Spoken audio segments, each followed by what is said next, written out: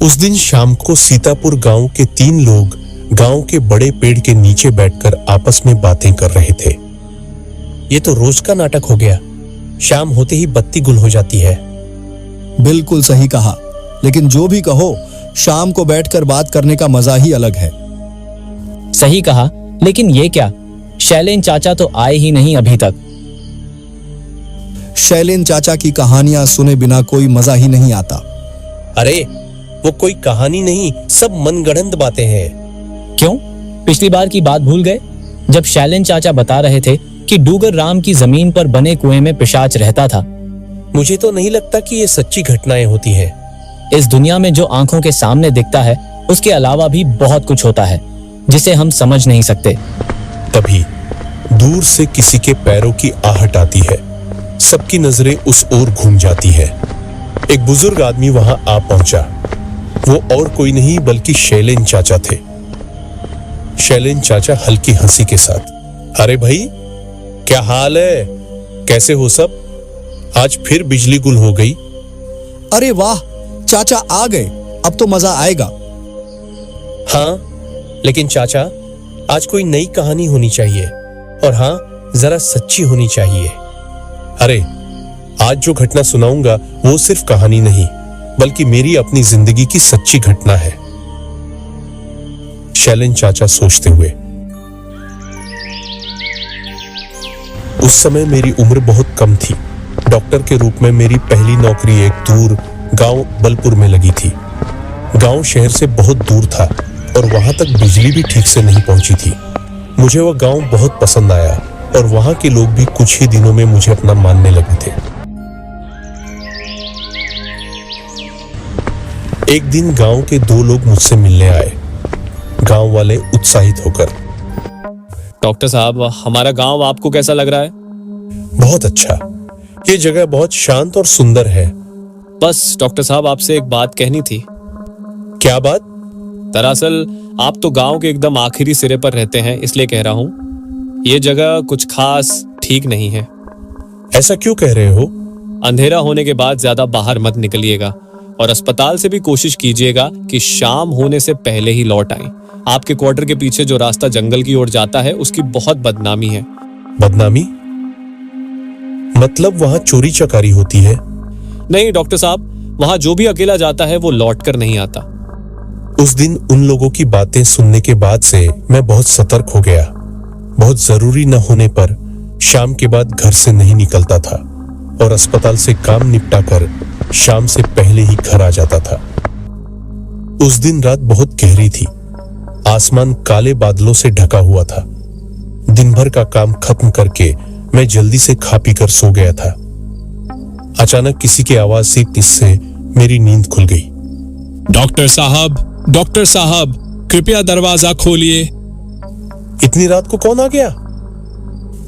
दरवाजा खोलते ही सामने एक अधेड़ उम्र का आदमी खड़ा था। तुम कौन हो? इतनी रात को यहाँ क्या कर रहे हो? डॉक्टर साहब, मेरी माँ बहुत बीमार है। पिताजी बूढ़े हो गए हैं, इसलिए मैं ही आपको बुलाने आया हूँ। अच्छा, तुम्हारा घर कहाँ है? जंगल के पार वाले गांव में। मुझे थोड़ा डर तो लगा, लेकिन उसकी माँ की तबीयत खराब थी, इसलिए मैं अपना बैग उठाकर उसके साथ चल दिया। बाहर निकलते ही ठंडी हवा चल रही थी। चारों ओर घना अंधेरा था। रास्ता मुश्किल था, लेकिन मैं गणेश के पीछे पीछे चल पड़ा। तुम्हारी माँ को क्या तकलीफ हो रही है? सर में तेज दर्द और बुखार है, बिस्तर से उठ नहीं पा रही हैं। मैंने महसूस किया कि गणेश अपनी माँ से बहुत प्यार करता था, लेकिन जैसे जैसे हम जंगल में घुसते गए, मुझे अजीब सा डर महसूस होने लगा। गणेश, इस जंगल के अलावा कोई और रास्ता नहीं है। है तो, लेकिन इस रास्ते से जल्दी पहुंच जाएंगे और मेरी माँ की हालत बहुत खराब है। हम अंधेरे में आगे बढ़ते रहे। तभी मुझे लगा कि कोई हमारे पीछे पीछे चल रहा है। हवा में हल्की हल्की फुसफुसाहट भी सुनाई दे रही थी। गणेश, जल्दी चलो, कोई हमारे पीछे आ रहा है। गणेश तेज कदमों से आगे बढ़ते हुए, हाँ डॉक्टर साहब, चलिए। अचानक 2 साए हमारे सामने आ गए।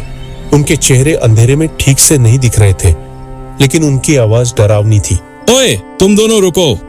जो भी माल है जल्दी से दे दो, वरना अभी यहीं लाश बना देंगे। हमारे पास कुछ नहीं है। मेरी माँ बीमार है, डॉक्टर साहब उसे देखने जा रहे हैं। अरे मर जाए तेरी माँ, हमें क्या। इतना कहते ही अचानक एक जोरदार चीख गूंज उठी। हमें जाने दो। अरे बाप रे, बचाओ। गुंडे चिल्लाते हुए भाग गए जैसे उन्होंने कुछ बहुत भयानक देख लिया हो। मैं और गणेश भी बिना रुके आगे बढ़ गए। थोड़ी देर बाद हम गांव पहुंच गए। गणेश ने कहा कि मैं अंदर जाकर उसकी मां को देखूं और वो बाहर ही रहेगा।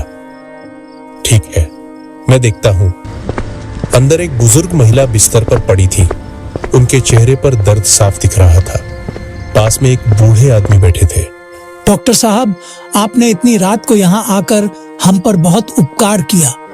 आप चिंता मत कीजिए, मैं इन्हें इंजेक्शन दे देता हूँ। सुबह तक हालत बेहतर हो जाएगी। इंजेक्शन देने के कुछ देर बाद महिला की हालत में सुधार होने लगा। बूढ़े आदमी आंखों में आंसू लिए। आप सच में भगवान हैं डॉक्टर साहब। नहीं, मैं भगवान नहीं हूँ, बल्कि आप बहुत भाग्यशाली हैं कि गणेश जैसा बेटा आपको मिला है। गणेश? क्या कह रहे हैं आप? हाँ, गणेश ही तो मुझे लेने आया था। वो बाहर खड़ा है, आप उसे बुलाइए। डॉक्टर साहब, हमारा बेटा गणेश 1 साल पहले मर चुका है। क्या? नहीं, वो तो बाहर खड़ा है। उसने ही मुझे यहाँ बुलाया था। क्या यही था जिसने आपको बुलाया? मैंने तस्वीर को ध्यान से देखा और मेरा खून ठंडा पड़ गया। तस्वीर में वही चेहरा था जिसे मैंने देखा था। हाँ, ये तो गणेश ही था। हमारा बेटा अपनी माँ से बहुत प्यार करता था। जब भी उन्हें कोई तकलीफ होती थी वो पागल हो जाता था। शायद इसलिए आज फिर से आ गया। उस रात जो हुआ था वो आज तक एक रहस्य बना हुआ है। लेकिन मैं इतना जरूर कह सकता हूं, सच्चे बेटे कभी नहीं मरते। शैलेन चाचा की ये कहानी सुनकर तीनों दोस्त चुप हो गए। उनके दिमाग में बस एक ही सवाल था, क्या सच में आत्माएं अपनों की परवाह करती है?